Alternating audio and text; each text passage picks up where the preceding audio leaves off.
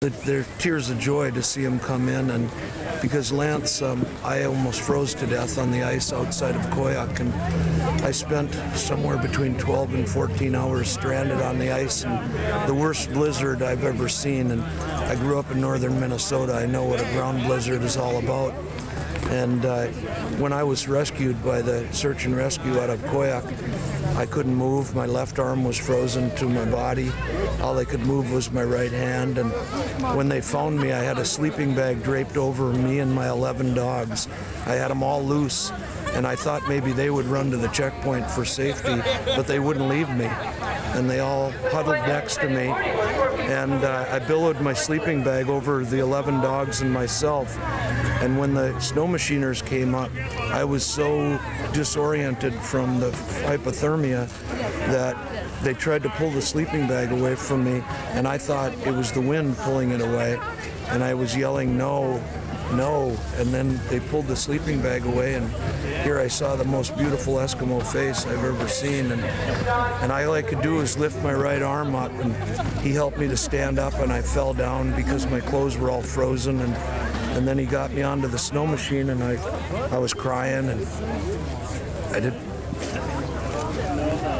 didn't want to leave my dogs.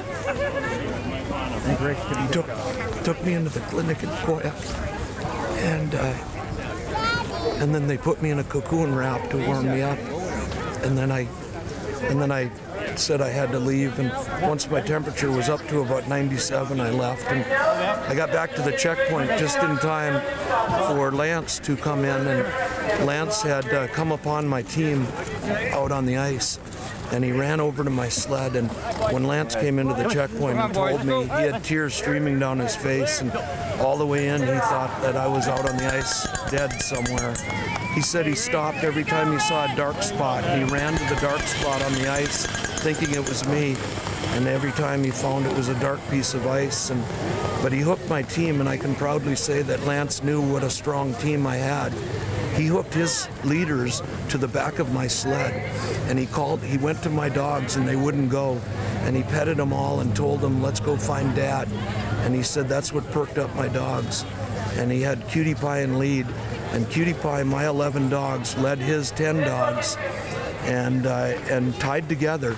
And he came in, and the checkers said it was like a ghost team running in front of Lance's team. And as soon as Lance came in, the checkers told me he put his snow hook down, he ran up to them, and he asked him if I was there at the checkpoint. And he said I was, and he ran into the checkpoint right away, and tears streaming down his face, and gave me a hug, and said he was so glad that I was there, and told me that he got my team in.